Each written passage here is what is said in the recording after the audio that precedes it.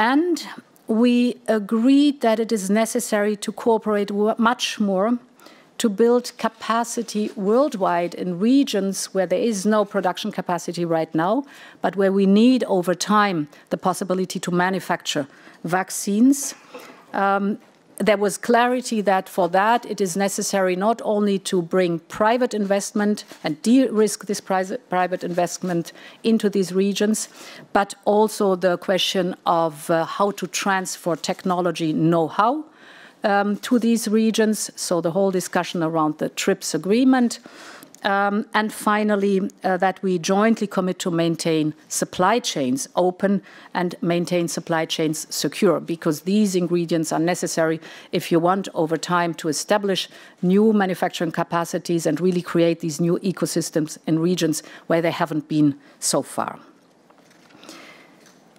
Another major step forward is that we will now work together more closely on the big questions on how to reform WHO. We know that for the World Health Organization, a renewed engagement is necessary.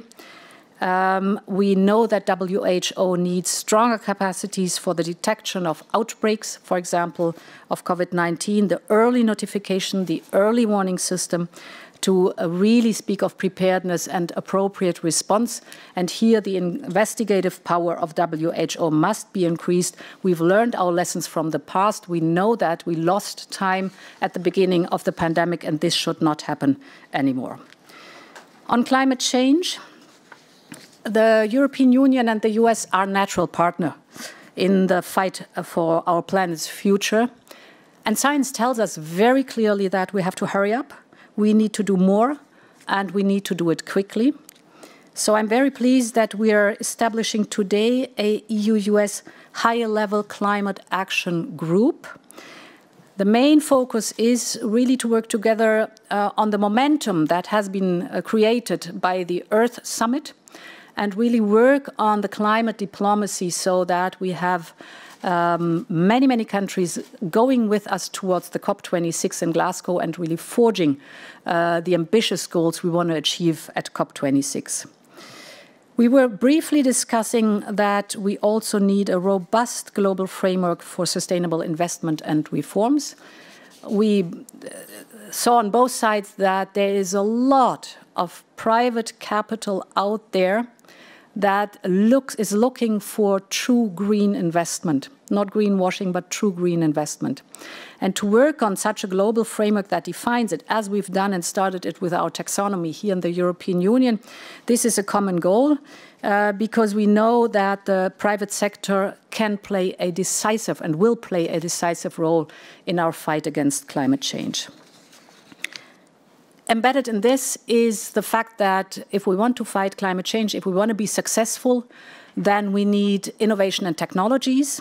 And for that, I welcome that we have committed to work towards a transatlantic green technology alliance.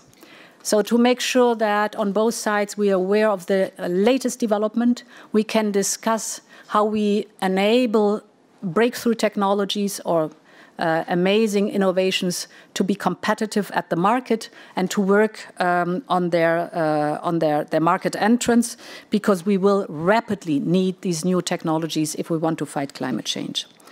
Last but not least, we were discussing the global pricing on CO2, that it is necessary overall to have over time a global price on CO2, be it through the emission trading system or be it through taxation. And in this context, I explained the logic of our carbon border adjustment mechanism. And we discussed that we will exchange on it and that WTO might facilitate this. I've been briefly touching the reform necessity in WTO. And here we also know that there is a huge need to improve an environmental agenda within WTO. So this was the overall scope of this discussion. Thanks so much.